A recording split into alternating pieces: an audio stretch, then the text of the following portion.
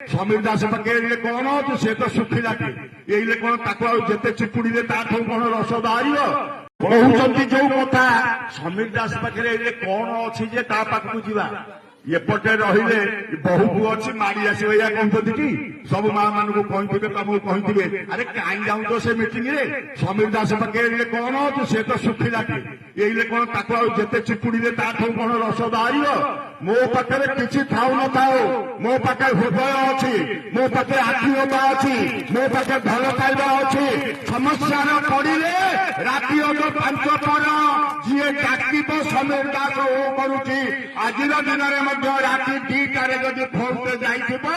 ମୁଁ ଯେହେତୁ ଶୋଇଛି ସକାଳ 7ଟାରେ 8ଟାରେ ଟେଲିଫୋନରେ ରିଟର୍ଣ୍ଣ କଲ୍ ନିଶ୍ଚିତ ଭାବରେ ଆସିଥିବ ଆରେ କାଲି କାହିଁ ଫୋନ କରିଥିଲୁ ରାତି 2ଟାରେ ଫୋନ କରିଥିଲୁ କଣ ଅସୁବିଧା ହେଲା କିରେ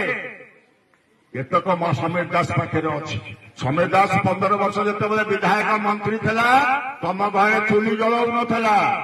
ତମ ଘରେ ପୋଷୁ ନଥିଲା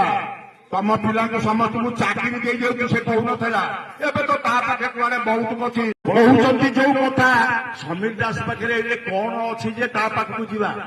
ଏପଟେ ରହିଲେ ବହୁ ପୁଅ ଅଛି ମାଡି ଆସିବ ଏଇଆ କହୁଛନ୍ତି କି ସବୁ ମା ମାନଙ୍କୁ କହିଥିବେ ତମକୁ କହିଥିବେ ଆରେ କାହିଁ ଯାଉଛ ସେ ମିଟିଂ ରେ ସମୀର ଦାସ ପାଖରେ କଣ ଅଛି ସେ ତ ଶୁଖିଲା କି ଏଇଲେ କଣ ତାକୁ ଆଉ ଯେତେ ଚିପୁଡିଲେ ତାଠୁ କଣ ରସ ବାହାରିବ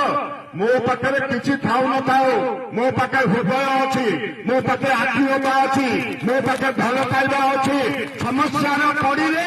ରାତି ଅଧ 5 ପର